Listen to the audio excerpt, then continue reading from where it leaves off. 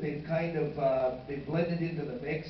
They don't talk so much about it anymore. But the funny thing about these people is they're doing the jobs no one wanted to, and now they're the ones who own a lot of the money.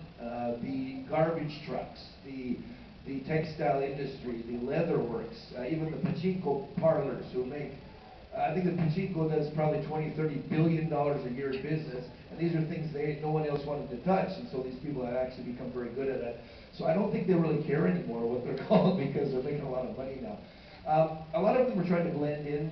I see a lot of times on Facebook, on other things, people who live in Japan who send messages. I'm a very positive person, so whatever happens, I make lemonade out of lemons, basically. And so there are a lot of people, a lot of foreigners living in Japan who says I'm always prejudiced against. Everybody talks bad about me. They don't let me do my own thing. And the first thing is learn the language. If you learn the language, you won't have that much of miscommunication. I went there as a baseball player, yes. I was in a Godzilla movie, yes. I'm sure there's some people who don't like me either. But my experience has been very good in Japan, in Korea, even in China, in parts of China, even in Vietnam. In Vietnam, we had a war. You know, we went there. We shouldn't have gone, maybe, but we went there. Vietnamese, they took me in. Where are you from? America. They were very interested in that. And so, my feeling is when it comes to anything of these prejudice, bias type things, is you just find good people to hang around with, and it leads to a positive thing. And so, you know, I've been to 69 countries now. I've been all 50 United States. I've been to all 47 prefectures in Japan, and you find good people everywhere. One thing I would like you to see, look at the pictures of all the G fans. One of the comments was, the love is here, or something, with all the pictures of the G. That's what it's all about. You find people you like to hang around with, and it catches on. And if you don't want to be part of it, don't, but you're missing out. And so, I hope that answers your question. They are mixed, blended in better. There's not as much of that. After World War II, the Koreans who lived in Japan, because they were Korean, they could never get 100% on their test in school. Because they were Korean, they take off 30 points for every test score. That is no longer there. K-pop, which is Korean pop music, is now huge in Japan, and so the younger generation is forgetting the wars, is forgetting what happened, and it's a good thing. It's also a good thing not to forget what had happened, so that they don't recycle it and do it again. I hope that answers your question. Yeah. Okay? Anything? Yeah. Any other questions? Yeah. I was like to hear about your experience with the cast on Godzilla versus Kaiju. Great. Yeah, I haven't talked about this for a while, but yeah.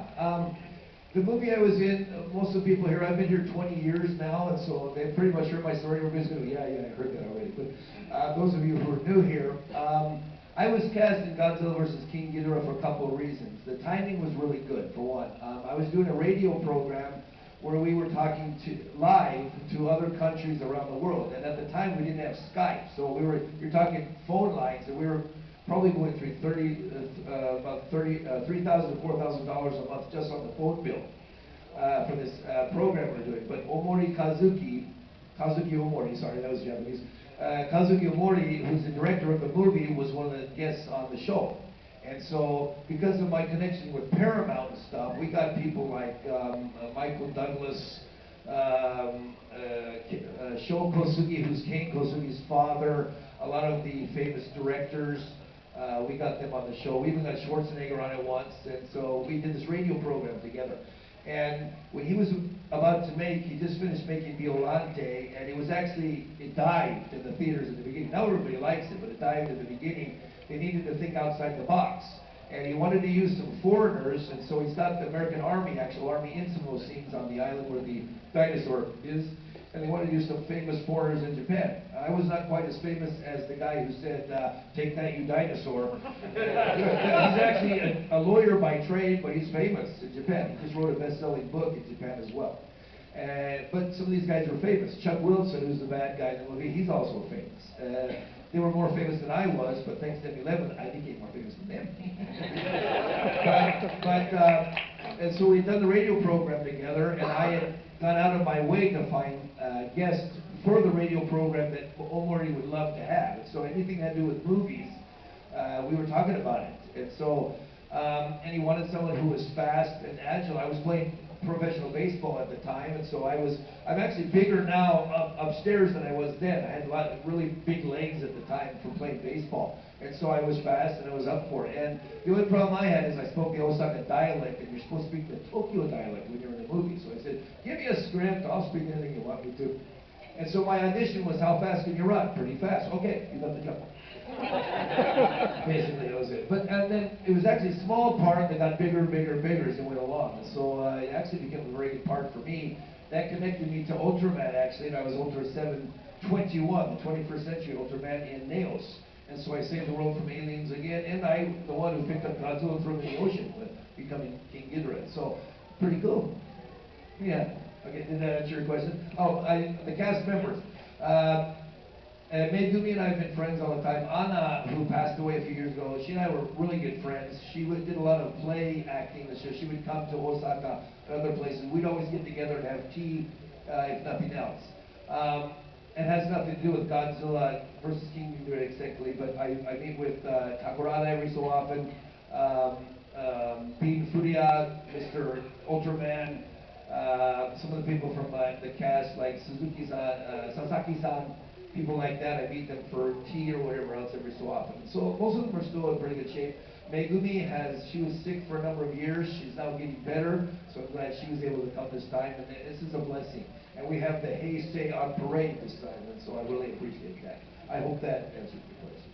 Okay? Anything else? Anybody? Yeah, okay. And then I'll get to you next. Go ahead. Have you tried the different flavors of Kit Kat? Yes.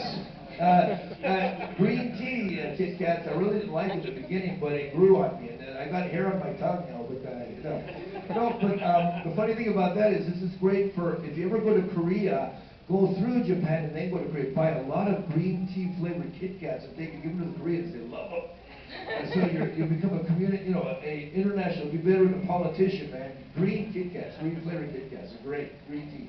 Yeah. So I've eaten most. I think they've got some like 10 different flavors now, and I don't remember how many there are, but yeah, they're all good. If you go to Osaka, you go to Tokyo, usually they have them at the airports and things like that, so you can buy them and take them home with you. But Kit Kat's done very well there. Yeah. Yeah, I think there's close to 300 flavors from I've Really? Yeah. Wow. I haven't had 300 flavors. Sorry. Yeah. Okay. This over there first. Okay. Yeah. Go ahead.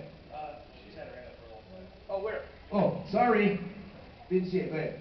Have you ever faced like the discrimination in Japan because you're like a foreigner or a Kaiju? We just talked a little bit about that, but when I first went to Japan, I was a baseball player, and so coming in as a status like that, they're looking for someone to help their team, and their team really sucked at the time I got there. And before the year was up, a different company came in, bought out the team, and so all the contracts were void. So I played for 1 year, and that was it. I went down to Hiroshima and Nagasaki to see where the atomic bombs were dropped. When I was in Nagasaki, they had these peace parks, and some old gentleman came up and asked where I was from. And when I said America, because I was a little bit nervous, but when I said America, he just started crying. And he said, let's become friends. We need to be friends from now on. So I had a very good experience there.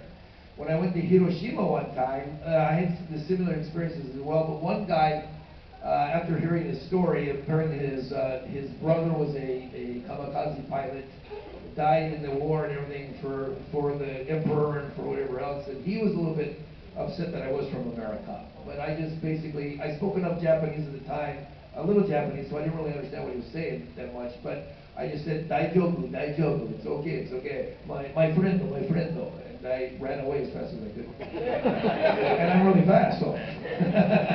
Yeah.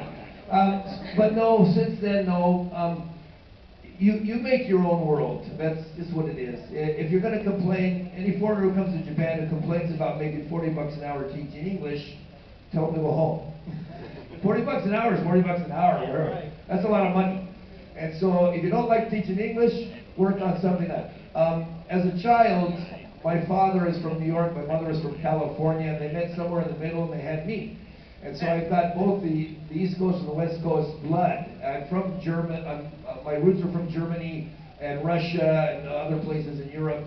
My father taught me as a little kid to try everything and anything and find one thing that works, polish it till you're good at it, and then find another thing that connects to it. And so, having been an athlete, Athletes, a lot of the times they think they're stupid.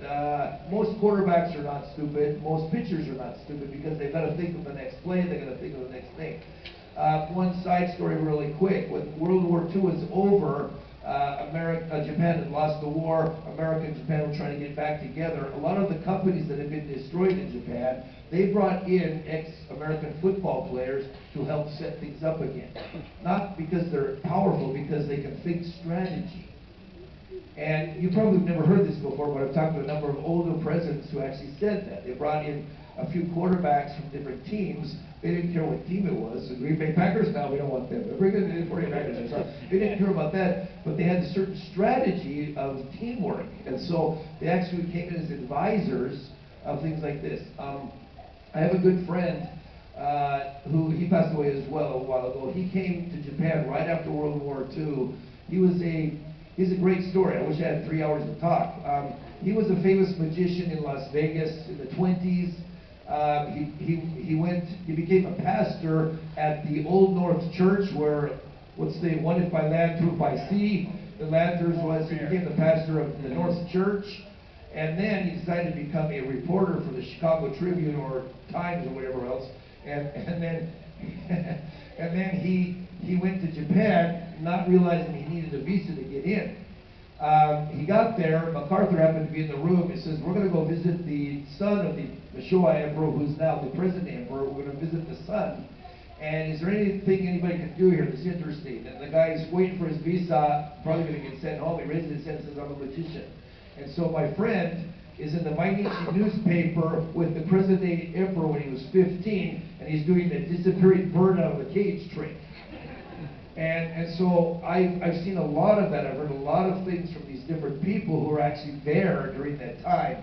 And he was 95 when he passed away, and that was probably 4 or 5 years ago. But he was actually with the present-day emperor when he was 15 doing a magic trick.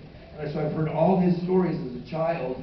And I guess it was destiny that I went to Japan. I lived near Disneyland when I was a kid in California. I saw many Asian people. As I said before, I was very cute, so a lot of people took pictures of me when I was 4 or 5 years old.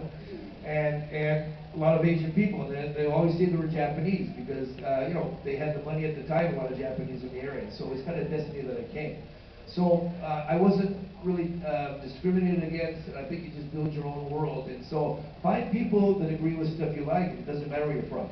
And then go to karaoke and sing together, and you'll enjoy yourself. Just, yeah, we love it, there's a lot of love in this room, yeah! And then you'll be fine. Okay? I hope that answers the question, yeah. Yeah, good. So, I was just wondering, I don't know if you've ever asked you this before, but what are your favorite things about Japan? My favorite things about Japan, one of the reasons I'm still there is because there's a lot for me to do that I can do. Again, speaking the language, having lived there a number of years, I have a lot of networking connections in the sense that as with the floods, I can call 5 people and they'll call 5 and I'll have 100 people ready to go for something.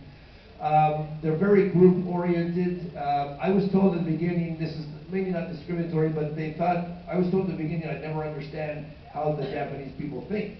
I think I understand more how they think than most foreigners do, because I kind of can see what's going to go happen. Again, with the next Godzilla movie, if they'd let me translate for them, I'll make the audience agree, and I'll bet they'll get 60 million in ticket sales just from the introductions of how we handle it. It's just different. But I love the food. If you ever go to Japan, the best food is in Kansai. Osaka has the best food. It's like Chicago pizza and lasagna, not the chain tent, but the actual Chicago pizza. There's no better pizza in the world than here.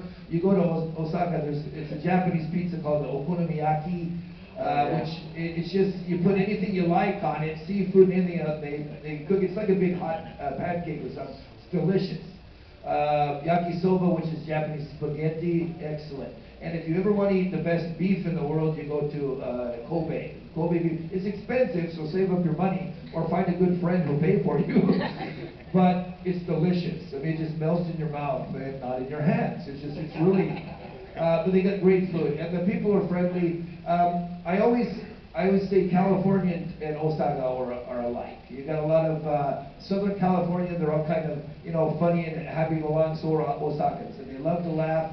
Tokyo's more New Yorkish. They can be cold at times, but they've got good hearts. They say, no, I don't know. But in Osaka they say, oh, you're lost? Let me take you somewhere. Hey, I'll take you, I got time. And so I like the people.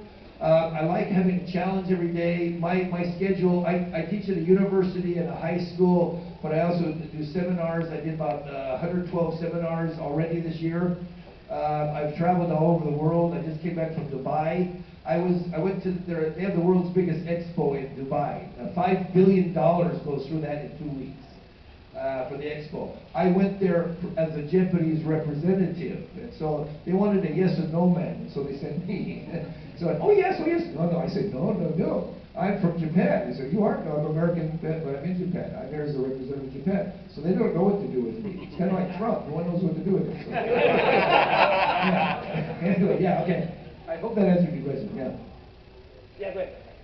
You mentioned that you've trained Japanese athletes. I was wondering, are you going to be involved with the 2020 Olympics at all?